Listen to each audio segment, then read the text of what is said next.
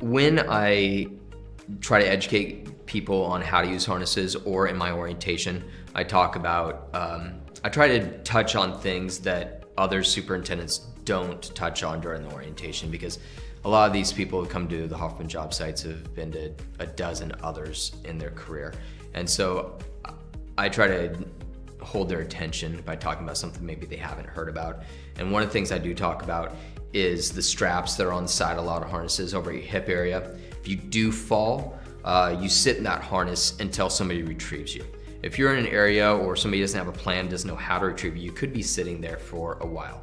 It's going to take the fire department, if you're 200 feet off the ground, they have to be called, they have to arrive. You're going to wait there until they figure out how to reach you. You have minutes sitting in a harness while you're dangling there, and all the pressures on the inside of your thighs on that femoral artery until you start to develop a clot.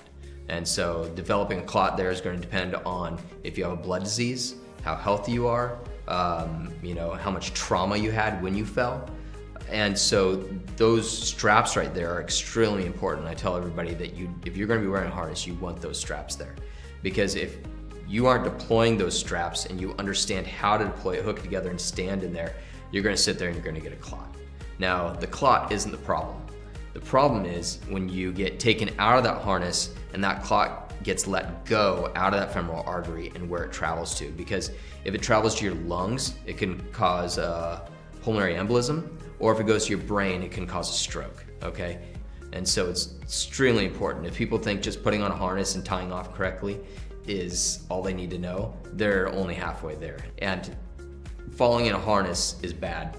Falling in a harness and having a stroke and having paralysis on the side of your body and losing your speech and changing your whole life, that's a big deal.